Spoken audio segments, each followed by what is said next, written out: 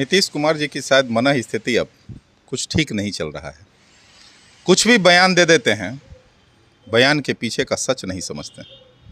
शराब ही उनका केंद्र बन के रह गया है। और अब ये इजूल फिजूल का जो बयान आ रहा है कि हिंदुस्तानी नहीं है, तो बताएं कि उनके विधायक जी जो पियक्कड़ सम्मेलन कराने जा रहे थे वो क्या पाकिस्तानी हैं? उनका पता बताना होगा। और पाकिस्तानी भी उनके विधानसभा के सदस्य हो सकते हैं, उनके मंत्रिमंडल के सदस्य हो सकते हैं, तो दुर्भाग्य है। नमस्कार, आप देख रहे हैं सिटी पोस्ट और मैं हूं अभिषेक मिश्रा। बिहार के मुख्यमंत्री नीतीश कुमार ने कहा है कि जो लोग शराब पीते हैं वो न तो भारतीय हो सकते हैं और वे महापापी होते हैं। नीतीश कुमार ने बड़े आक्रामक अंदाज में ये बात कल सदन में कही है और इसको लेकर अब बिहार की राजनीति की गर्माहट बढ़ती जा रही है। बयान भी सामने आ रहे हैं, रिएक्शन भी सामने आ रहे हैं और शराबबंदी को लेकर मुख्यमंत्री नीतीश कुमार तो वैसे भी अपने राजनीतिक विरोधियों के निशाने पर होते हैं। तो इस वक्त हम बात करेंगे लोक जनशक्ति पार्टी रामविलास के प्रदेश प्रवक्ता राजेश भट्ट सर हमारे साथ हैं।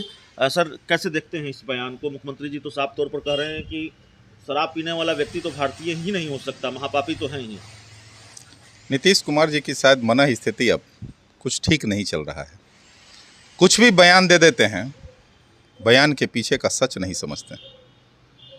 अब बताइए कि जो शराब पीते हैं वो भारतीय नहीं होते हैं, तो बिहार में शराबबंदी है ना, पूरे देश में तो शराबबंदी नहीं है। पूरे भारत में शराब की बिक्री जारी है, तो कोई ना कोई तो सेवन करता होगा।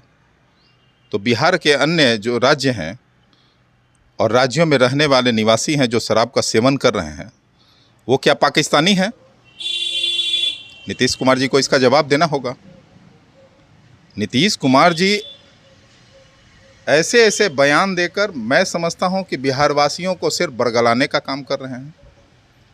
मूल जो मुद्दे हैं, बिहार जो त्राहिमाम की स्थिति से गुजर रहा है, शायद उससे भटकाने का काम कर रहे हैं। आज युवाओं को रोजगार देने की जब बात आ रही है कि 19 लाख रोजगार, तो वो शराब की बात करते हैं। और शराब की वो बात करने से क्यों नहीं कतराते हमको समझ में नहीं आता है। शराबबंदी का ढोल पीटते रोज नजर आते हैं। धड़ल्ले से बदस्तूर जो है शराब की होम डिलीवरी जारी है उनके प्रदेश में। शराब से लोगों की जानें जा रही हैं, दर्जनों मौतें हुई हैं। अभी होली के दिन 33 लोगों की मौतें हुई हैं। तो नीतीश कुमार जी की मन स्थिति शायद ठीक नहीं है।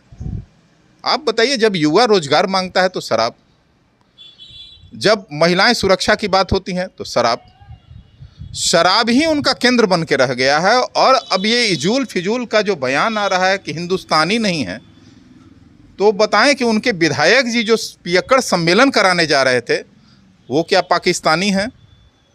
उनका पता बताना होगा। और पाकिस्तानी भी उनके विधानसभा के सदस्य हो सकते हैं, उनके मंत्रिमंडल के सदस्य हो सकते हैं, तो दुर्भाग्य है। आप कह रहे हैं कि नीतीश कुमार के कोटे से जो मंत्री हैं, जेडीयू कोटे से मंत्री, वो भी शराब पीते हैं? नहीं, उनके मंत्रियों ने तो खुल के कहा ना कि नीतीश कुमार जी के शराबबंदी कानून का हम विरोध करेंगे और इसके विरोध में पियक्कड़ सम्मेलन कराएंगे। वो तो श्याम बहादुर सिंह पूर्व विधायक ने कहा। नीतीश कुमार जी को जो करना है कर लें। तो विधायकों पर अपनी चलती नहीं, बिहार वासियों पर चला रहे नीतीश कुमार जी। ये कह के वो क्या मैसेज देना चाहते हैं, देश को क्या संदेश देना चाहते हैं? देखिए, जात पात अगड़ा पिछड़ा आज तक नीतीश कुमार बांटने का समाज का काम किए हैं। अब भारतीय और पाकिस्तानी बना रहे हैं शराब के मुद्दे को लेकर। ये बेहद दुर्भाग्य की बात है ना। बड़े गुस्से में हैं। पूरे देश में शराब की जब बिक्री हो रही है, तो पूरे देश में जो पूरे भारत में जो शराब के सेवन कर रहे हैं अन्य राज्यों में वैध तौर पे, क्या वो पाकिस्तान से आते हैं? क्या उनकी नागरिकता भंग कर दी गई है? नीतीश कुमार जी क्या संदेश देना चाहते हैं? चलिए, एक आखिरी सवाल है। बड़े गुस्से में हैं, बड़े नाराज हैं। चिराग जी भी नाराज नजर आए और उनकी पार्टी के लोग, आप जैसे बड़े नेता भी नाराज हैं और साफ तौर पर अपनी नाराजगी बीजेपी और केंद्र सरकार को लेकर जाहिर कर रहे हैं। जिस तरीके से दिल्ली का 12 जनपद खाली कराया गया है। देखिए, दिल्ली का जो 12 जनपद बंगला है वो सिर्फ एक बंगला नहीं था, दलितों का मक्का था। जब कोई दलित विह्वल होता था, वेदनाग्रस्त होता था, बीमार होता था, तो वह उसकी छांव में शीतलता महसूस करता था। जब कोई गरीब बिहार का बेटा अपनी मां को लेकर जब बिहार से दिल्ली प्रवास पे जाता था तो उसे एक ही नाम और एक ही बंगला याद आता था, 12 जनपद और स्वर्गीय रामविलासी। आज 32 वर्षों से पूरे देश से गरीब, मजदूर, वंचित, किसान, तमाम वर्ग के लोग जो आर्थिक संकट से गुजर रहे होते हैं, जो परेशान होते थे, वो दिल्ली जाते थे और उनकी मदद में स्वर्गीय रामविलास पासवान जी सर्वस्व उनके लिए करना चाहते थे। उनकी चाहे जो भी चिंता हो, जो भी उनकी व्यथा हो, वो सुनते थे, उनकी व्यथा का निष्पादन करते थे। उसी पथ पर हमारे राष्ट्रीय अध्यक्ष चिराग पासवान जी थे। कोई भी दिल्ली जाता था उसकी मदद में, चाहे वो एम्स का मामला हो, चाहे वो निजी किसी उद्देश्य से जा रहा हो, सबके सहयोग में वो खड़े मिलते थे। आज मैं समझता हूँ कि दलितों का एक घोंसला जो है उजड़ गया दिल्ली में। 12 जनपद, एक बंगला नहीं था, उसको बंगला कहना बेईमानी होगी।